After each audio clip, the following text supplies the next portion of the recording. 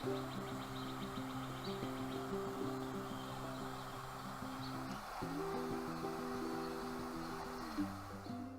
friends and welcome back to my channel. So as I continue to restock my pantries and freezers, I found a really good, well, what I think is a really good deal. Because the last time I bought this was 2 for $5 and I got these 2 for $6. So 50 cents more than 2 years ago when I last bought it.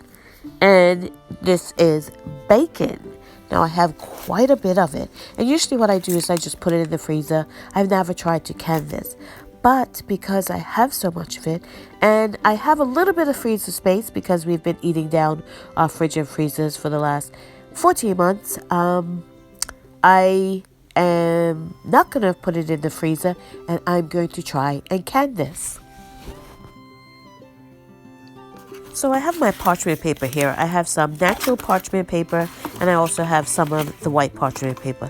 So what I think I'm going to do is I'm going to do most of it in the natural parchment paper and one that I'm not going to par cook in the white parchment paper. So the first thing I'm going to do is get this.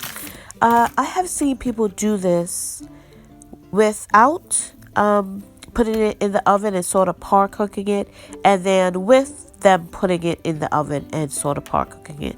So what I'm going to do is put it in the oven and sort of par cook it, because I can use that bacon grease for other seasonings, and I think that's probably the best way I'm gonna do mine. So I'm just gonna lay it out here on the sheet, and I'm going to put it in the oven for about 15 minutes, 10-15 minutes, right around there. And I'm going to use my wide mouth jars to can it up. So the timer just went off and my first tray is ready. I want to try and get one package in each jar. That's what my family uses for a meal. So yeah, here it is. It is not, I wouldn't say halfway cooked. It's probably about maybe like a third of the way cooked. And I'm going to just lay it here on the parchment paper and get it rolled up. I'm trying to count as I go along how many strips, and it was about 12 in each package. So that's what I'm going to try to fit in each jar. So now that I have my 12 strips laid out, I am using wide mouth pint-sized jars. So I'm going to lay an extra piece of that parchment paper that I cut in half over the top portion of it. And what I'm going to do is I'm going to fold in those sides, just so when I'm rolling it, the bacon doesn't want to come out the other side. They say that works really good. So after I fold my sides in, what I'm going to do is I'm going to actually flip the top portion over the bottom portion, and then I'm going to turn it and start rolling my bacon up so it fits into my jar. And this wasn't too bad. I could have rolled it a little bit tighter because I did have to kind of not really, well, it wasn't the bacon itself, it's that top portion, that extra paper that's at the top. And I'll show you a little later on what I did to try and get this into my wide mouth pint a little bit better, because a package of bacon is more than enough for my family for one meal.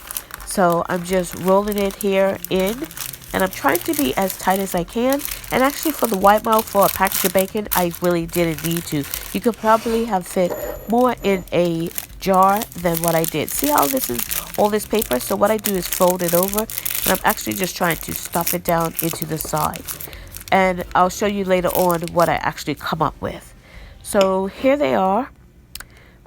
They fit in nicely, and I think this is going to work. So hopefully it will can up nicely for me, and I will have quite a few sealed jars in this. I'm hoping to get a cantaloupe full.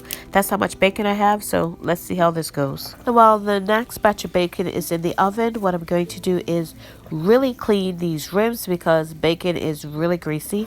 I am using vinegar and just a paper towel, and I will change that every couple of jars just to keep it clean. So I wanted to push this down a little bit. That paper is kind of giving me a little bit of a problem because I think it's sticking up more than it should. But anyway, I'm going to put on my lids and then my rings. And I do wash my lids and sanitize them and put them in a little bit of warm water before I put them on. I know a lot of people don't, but I mean, it's just an extra step, but I always do it. So what I found here after doing about 2 jars, I will show you. I do the same way I did the first. I fold it, but I'm folding it a little bit down, as you can see here, before I fold it in half. And then I find this way, it fits in my jar a lot better. And that paper that's left at the top isn't so much of what I think is a hindrance to my lid, because I was trying to force it down and force it over to the side and all that craziness. And I don't even have to roll it that tight because these white mouth jars have quite a bit of space in them for the package that I have. So as you can see, I'm just pushing it, almost like folding it in on itself. And I found this way is a lot easier than trying to stuff it in the side. And of course, I'm going to wipe my rims before I put my lids on. So as you can see, this fits quite well in there, and I'm not trying to force it down the side. So that's one way you could do it. So now that I have my last jar going into my full canner, this is a 23 quart Presto, so there are 8 on the bottom and 8 on the top. I'm going to be processing it for 75 minutes for pints at 10 pounds of pressure for my altitude. And here is the drippings that came off the bacon that I'm going to put in my fridge and use for different recipes throughout the next week or so. And it will keep in the fridge. I'm just going to cover it. So here is my bacon out of the canner. It's going to sit on my counter for 24 hours before I remove those rings and wash up my jars and label them, date them, and pack them away. So it's been 24 hours, and here is a jar. They all sealed, which is great. Now this one has 2 that I didn't cook and the rest are cooked. As you can see, it's still sealed. And this is about 2 days later, and I'm going to fry up some of this bacon. Actually, I'm going to fry the whole package, but I'm only going to show you a couple. And we're going to have breakfast. So this one, like I said, has 2 of the uncooked. If you see, that has some of the white. It doesn't have a lot of liquid in it, which is probably because I par cooked them. And I will say, as I'm opening this up, I don't know if it's because it's so cold in my kitchen and my cold room that the bacon is kind of cold. Maybe I should have left it a little bit to come to room temp, or warmer than it is in my cold room. But it is sticking a little bit to the parchment paper, so it's not coming off as cleanly as I would have thought it would. But as you can see, it's pretty well holding together. It's not breaking up necessarily. It's just sticking to that parchment paper, especially the white one. And that's the uncooked bacon. That's what's really sticking. So I'm actually taking a knife here and trying to peel it off. The other one that I par cooked is stayed together a lot better than me just putting this on the parchment paper and putting it into the canner. So here it is. These 2 are the ones that are not cooked or not par cooked. And then these 2 here on this side are the ones that I par cooked in the oven. And as you can see, those ones stuck together a lot better. So I'm going to fry these up. So when I crisped these up and I tried to turn them, as you can see, they broke up quite a bit. I did use tongs to try and turn them. So I will say, let it come a bit more to room temperature maybe before you fry this up. And and I did some eggs with this because this was for breakfast. And this is the last bit of the cheese that I had in my house. So yeah, I've got to find a cheese sale somewhere.